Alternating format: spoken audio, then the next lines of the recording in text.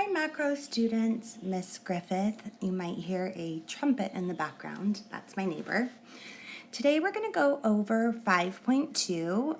You're going to learn a new graph and some new shifters. We're going to learn the Phillips curve today. The Phillips curve shows the trade-off between inflation and unemployment. All right. Well, we need to remember that the economy will always be in one of these three places. We will be in a recessionary gap or a negative output gap. We will be operating at full employment, which remember is the natural rate of unemployment, around 4 to 6%, or we'll be operating in an inflationary gap, also known as a positive output gap. What the Phillips curve shows, again, is the trade-off between inflation, that is going to be on the y-axis, and unemployment on the x-axis. The short-run Phillips curve is downward sloping. The long-run Phillips curve is completely vertical. If we were operating at full employment on this graph, we would be right here.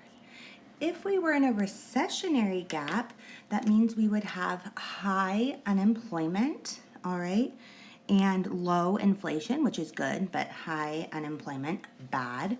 So we would be somewhere over here on the short run Phillips curve. And if we were in an inflationary gap, we would have high inflation, but low unemployment. There's the whole trade-off between inflation and unemployment. Okay, today you're going to learn what happens to inflation and unemployment when aggregate demand increases or decreases, when aggregate supply increases or decreases. We'll get more into this in a minute, but anytime the aggregate demand shifts, there's going to be movement along this short-run Phillips curve. And anytime aggregate supply shifts, there will be a shift either right or left of the short-run Phillips curve. That's coming up though. This next graph just shows that in general, there is an inverse relationship between unemployment and inflation. Again, this is a generalization. It doesn't always happen. But if you notice here in the red, this is inflation, and in the blue is unemployment. So it looks like when unemployment is high, inflation is low. Okay, so like right here, unemployment is high, inflation is low. Okay, this is just in general though, and again, the Phillips curve shows this trade-off between inflation and unemployment. Okay, so here's a picture of the short-run Phillips curve. The short-run Phillips curve is downward sloping. When the economy is overheating, there is low unemployment, so let's say 2%, but there is high inflation, okay? So that is called overheating. That's an inflationary gap, all right? Well, when there is low unemployment, when there's high unemployment, such as 9%, there is low inflation. And so this curve is downward sloping. Again, we would have a long run Phillips curve, which you'll see somewhere between 4 and 6% because that is considered full employment.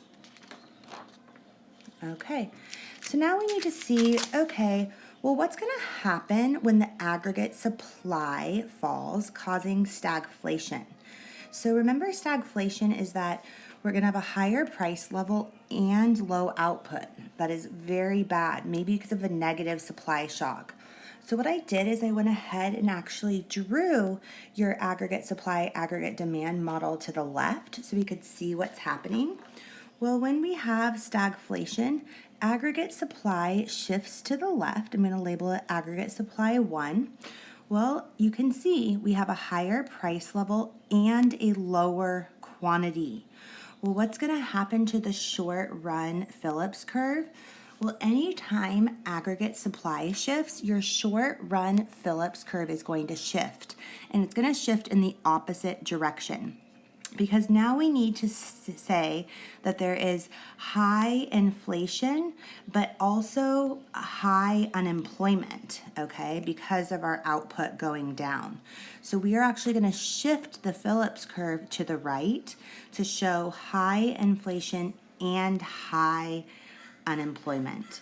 So again, anytime aggregate supply shifts, you are going to shift your short run Phillips curve in the opposite direction that aggregate supply shifted.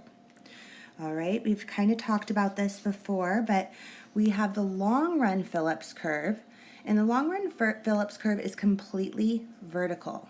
There is no trade-off between inflation and unemployment.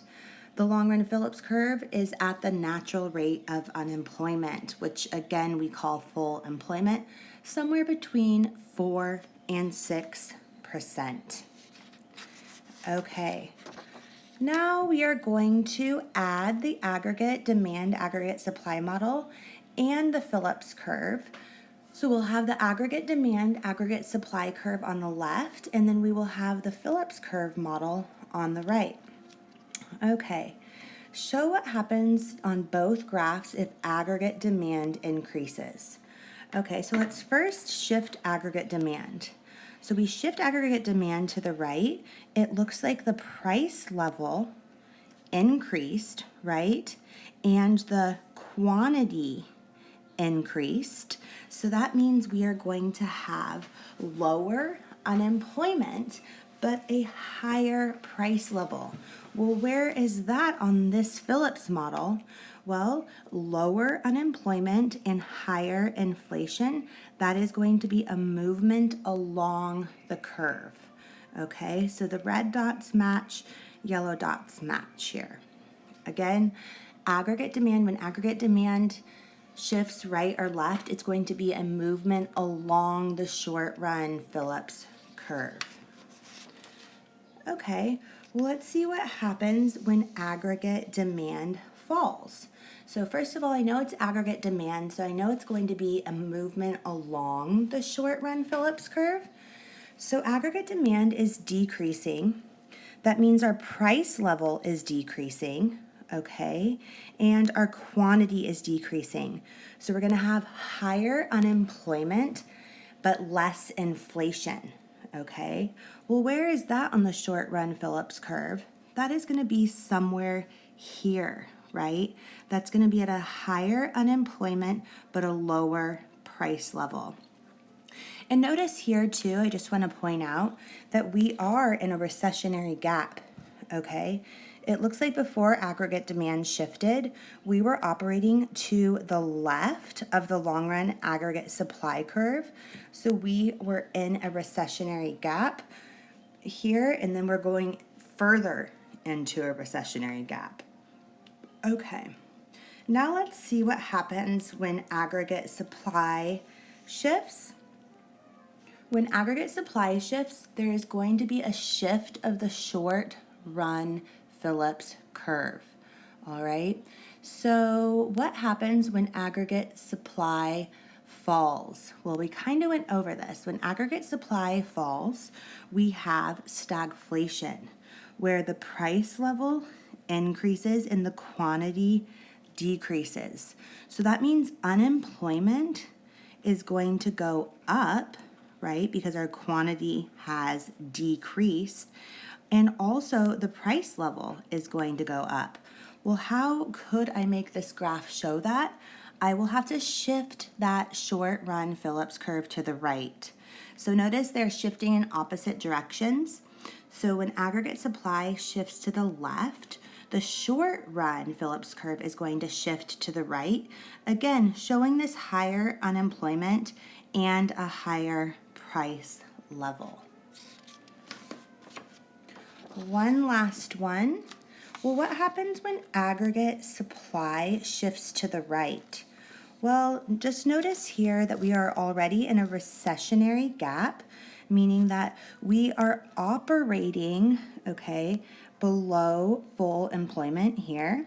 Well, now aggregate supply is going to shift to the right so that we are operating at full employment.